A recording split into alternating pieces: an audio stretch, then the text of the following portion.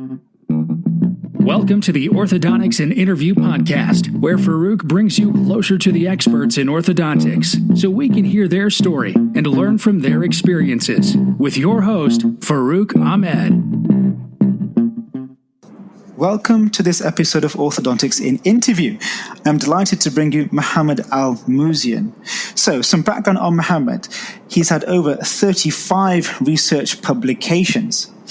Mohammed ALMIZIAN was awarded the gold medal for his M.Orth exam, which was the exit or the board exam in the UK.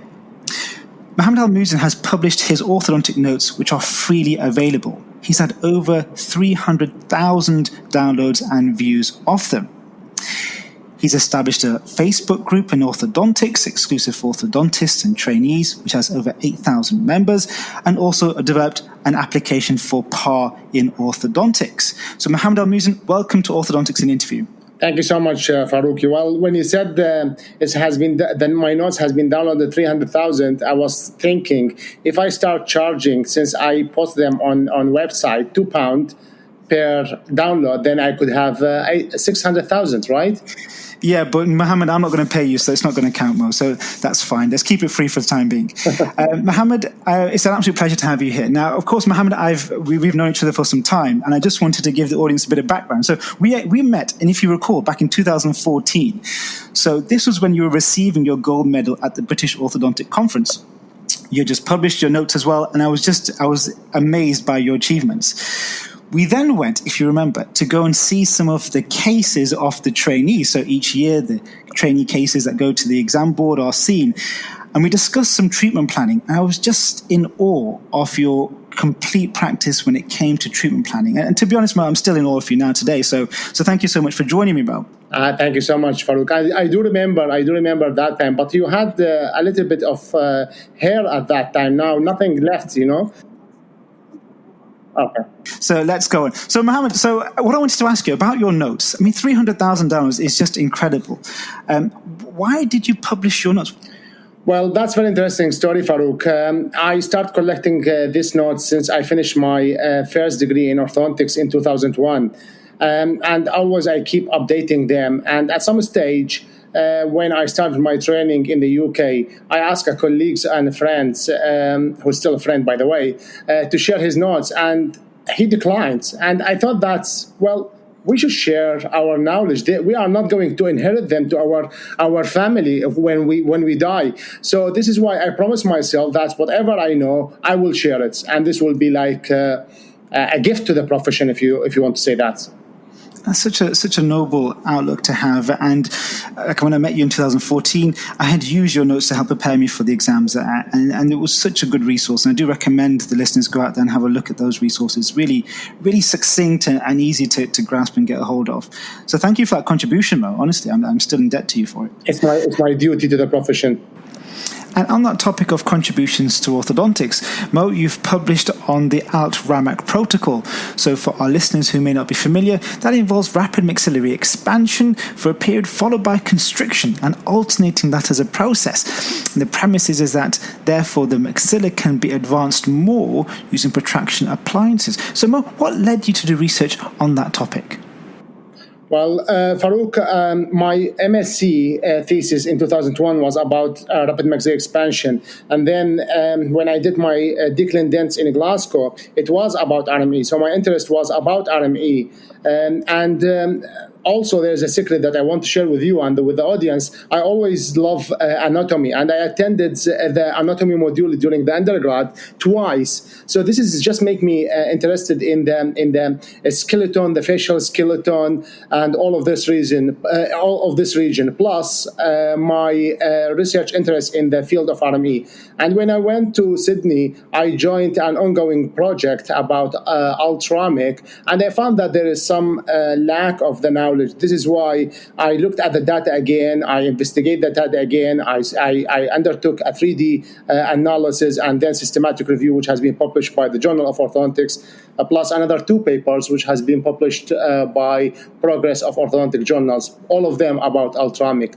So, yeah, I have a love story with the topics. However, I am not promoting these techniques unless there is a strong justification. Yeah, but it's so good to hear somebody who is, in essence, and the way I've seen it, Mo, is that you're pioneering this. It's been written about, but then you're adding some real solid evidence to it. But at the same time, you're not warped to say that actually because you've done the research into it, we should all be doing it. You're still taking a very much an evidence-based approach to something that you've investigated. And I think that's really what the profession benefits from, objective, scientific information coming out. But actually, your opinion still remains objective, having carried out the research. And I think that's really powerful stuff for us all to take on board. Absolutely. As Mark Wertheimer said, if you know how to do something, this doesn't mean that you have to do it. You just do it at the right time. And just to let you know, we are also undertaking a randomized control trial in collaboration with the University of Malta to investigate the long-term effectiveness of Alt RAMEC protocol combined with different protraction, intraoral and extraoral protraction. That sounds really interesting, and I look forward to seeing those results coming up. And it just shows that you're thinking about, well, as a clinician, what answers do you actually want to this appliance? And you don't just want to know the short-term results. Actually, you want to know what's going to happen in the long term. So clearly, you're very engaged to the research side, Mo. Moving on, Mo. So, quick question: Facebook or Instagram? What's your favorite? Well, although I am an X generation, or Generation X, but I have been forced to use Instagram just because it's more popular nowadays. Although I love Facebook, and this is mainly because of Orthodontic Mastery group. But to be honest with you, I post sometime on the Instagram, but I have no idea how to follow the comments, how to do this reboost or all of this fancy thing. And hopefully the UK community or the British community will not drive dentists to start being active on Snapchat or TikTok because these are crazy. Oh my God, honestly, I have to contact my younger nephews to find out how to do things on Facebook. I feel like a granddad, trying to work out how to use my phone all of a sudden. But it's nice to know you're in the same shoes. It is the future, Farouk. It's the future. And we have to accept it. We have to implement it to some degree. Otherwise, we are going to leave a void. And this void could be filled by someone who is going to promote whatever they want. We have, as evidence-based orthodontists, and as our rule is to engage with the new young generation and to talk to them in their own language, so we can deliver the message of proper orthodontics. Absolutely. That vacuum that gets formed by not having reliable evidence and people, I suppose, at the same time, does get filled by people. Absolutely. And we can see that now. There's no void in orthodontics, noises coming out from any direction. Mm-hmm. How reliable are those processes? So I'll leave you to Snapchat, Mo. I think I'm going to draw the line underneath it. Mo, what's your favorite show on Netflix at the moment? I love Money Heist, especially season 1 and season 2. I love the El Chapo. I heard that there will be a new season as well. And recently I'm watching Borat season 2, so it's amazing. Yeah, okay, very good. And I know you're a keen cyclist, Mo, but what I wanted to ask is that I interviewed Mark Weatherman actually not too long ago, and he's also a keen cyclist, and I know you two are good friends. So I wanted to know, Mo, head to head, who's going to win in a race, you or Mark? So if it is me or Mark, definitely me. Mark is an old man, and I don't think that he can beat me. So yeah, definitely me. So Mo, going on again, exploring you as a person, Mo. So what's been your most embarrassing moment, you'd say, whether it's professional or personal? What's the embarrassing moment that you'd be willing to share with the audience? Well, there's many, but I think I can recall one of the most embarrassing moments, and that was during the post-specialty training, which I undertook over a short period of time in Oxford University Hospital, John Radcliffe. So, John Radcliffe Hospital is a center of craniofacial abnormality and syndromes in the UK. It's one of the most well-established center. And I do remember that I joined the craniofacial team. There is a craniomaxillofacial surgeon, and he's also a neurosurgeon, very popular one, and he respects me a lot. And I remember when I joined the team, they talk about something and I have no idea what they are talking about. All of this, something in the brain and moving things. Anyway, so I remember one day my supervisor she was not there, and the neurosurgeon asked me if I can open a small diastema between the central incisor, and he told me 5 or 7 millimeter.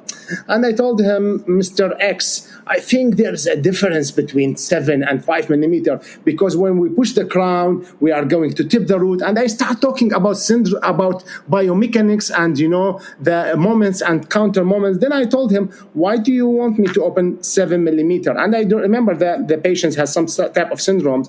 And he said that because I want to do bifacial bipartition. So they are going to cut like a small inverted pyramid shape bone from his skull to bring his eyes together. And they want the tip of this the tip of pyramidal cut to be between the incisor.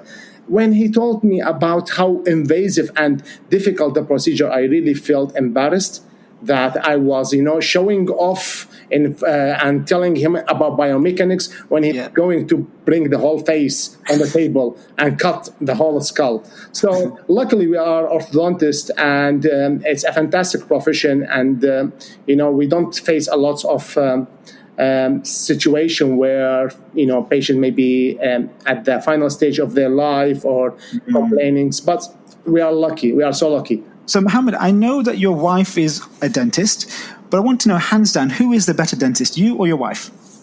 Well, my wife, she finished her doctorate degree in pediatric dentistry. Hopefully she will be on specialist list soon. But if you can assure me that she's not going to hear this podcast, then I can tell you, no, I'm kidding. Well, she's fantastic in treating children. And I think I am good to some degree in treating orthodontic patients. So it's you can't compare apple and orange, but both of us, I think we make a fantastic fruit salad. Wow, that is a very political answer. I'm sure you'll be getting treats coming your way. I want to sleep at home today, so I don't want to. Okay. I'm writing notes on that answer, Mo. I'm going to be using that line. It's fantastic. Mo, about orthodontics. So, there's lots of people that influencers over the years and people we've come across both near and far. But who do you admire the most in orthodontics? The first book that I read about orthodontics was by William Houston. That was during my first MSc degree back home. And I was so impressed. It was the first book that I bought. And, life is like a cycle. And in 2013-14, I won his gold medal from the Royal College of Edinburgh. And honestly, I cried at that time because I won the medal, which is awarded on the memory of a fantastic orthodontist. So it is William Houston. Fantastic. And you, of course. Mo, that was far too late. You're not getting paid. So, Mo, what one piece of advice would you give to orthodontists out there? Okay, there are 2 pieces of advice that I will give. First of all, take record as much as you can, and try to take record, reflect on them. Don't take a snapshot treatment plan. All I learned that I take my records, I sit at home, analyze them, I approach my colleagues if there is something that I'm not sure about, just to reassure me, and then I meet with the patient, whether virtually or in person, to discuss the plan. So don't ever take a snapshot of treatment plan. You are not in a hurry. The patient will not die if they don't start their treatments now. There is no harm of delaying the treatments for a couple of days until we deliver a good treatment plan, because orthodontics is sometimes irreversible, especially when you are taking teeth. And even if it's reversible, the patients will get upset. The other thing is that the other advice is try to take a second opinion if you can. There is no shame from taking opinion. We all living in a world where communication is easy with the friends. So try to take a second opinion from your colleagues. And last thing, which is an additional third advice, if you think that the treatment plan is, or the demand of the patient is not something that you can achieve, don't treat that patient. It's better that you don't treat a case which you are not convinced in its plan than pushing yourself to do something which might harm the patient at the end. That's really sound advice, Mo. Thank you so much for that. And is there any specific resource you would point the audience to find out more about orthodontics? Well, there are many resources, and I will advise that people should be very careful in selecting the resources. I know that there is a lot of free webinars now. We started the webinar even before the COVID-19, and we attract a fantastic orthodontist from the world. And we know that there is a lot of companies now and a lot of some orthodontists, they are promoting some products, and there is a lot of other free webinars. So I highly recommend that those who are going to choose the source of information should choose it wisely. I will not be biased and say that if you are orthodontist or a resident or postgraduate student in orthodontics, one of the best resources in orthodontics is Orthodontic Mastery Group. We have a fantastic team of admins and moderators, and a good mixture of topics that will benefit everyone. That's great. And I do highly recommend the Facebook group, Orthodontic Mastery Group. I think it is a valuable resource, and I have most definitely benefited from being a member. So that's a great contribution again. I thought we blocked you. Do you know what? You can create multiple accounts now on Facebook, Mo, so there's always one way in. Well, just to be careful, because we do a very thorough investigation about new members. So we check their background, whether they are orthodontists or not. Without disrespect to our general dentist colleagues or other specialists, we do respect them to highest level. They are our skeleton, the skeleton of dentistry, but we just want to keep the level of discussion to the level of a specialist orthodontist. That's great, Mo. Thank you so much for the interview, Mo. I hear you're working on a book. Is that right? Yes, and you are part of that book, and I am surprised that you didn't finish the few tasks that has been allocated to you. Yes, we are working in a book. Luckily, it will be released soon. It is 5 or 6 volume. It's not finalized yet. And it's covered almost everything in orthodontics. The main skeleton of the book is my notes, plus the contribution of great people like you, Haris Khan, Ali Riza. It will be free of charge. We are not going to charge anything. It will be available electronically. I think the hard copy will be, there will be fees for it, just the printing fees, but it will be available in almost all electronic format, and we are going to keep updating it every 6 months based on the released evidence. So hopefully it will be released soon. The thing is, Mo, with the things you asked me to do, I haven't got paid yet. Well, it's free of charge. This book is free of charge. You're not going to get anything. Yeah, I think we need to talk about this afterwards, Mo. So, Mo, thank you very much again for being present for this interview and contributing to the podcast and the work that you're doing on orthodontics. And I look forward to seeing your research come out and the book coming through as well. It's going to be a great resource. And making it open access, I think it's just in tune with how we want to receive orthodontic information. So thank you again, Mo. Thank you so much, Farouk, and all the best with your broadcast, which is an amazing broadcast, by the way. Thank you so much.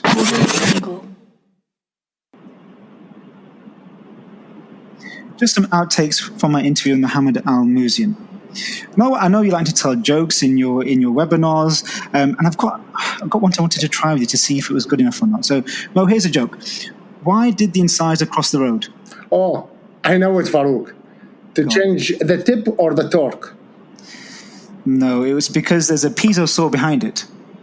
I think you need to attend an academy of orthodontic joke before you start throwing joke on people. Okay. Mo, when can I host my own webinar on your Facebook group? Mo, I can see you're laughing pretty wildly at me. You need to switch your video off if you're going to laugh. I thought I switched it off. I'm sorry. No, anytime. Maybe at 25 GMT. Okay, Mo, and just finally, Mo, if you had your own podcast, what would it be on? Oh, I was thinking about that. Actually, I'm planning to do a podcast about a reliable resource for orthodontic knowledge. I think there is nothing like this. Mo, that's pretty much what my podcast is. This is pretty awkward, Mo. No, your podcast is amazing. that concludes this episode of Orthodontics in Interview. I'd like to thank my guest Mohammed ALMIZIAN for joining me. Hope you guys enjoyed this episode. As always, please do subscribe and look forward to the next episode.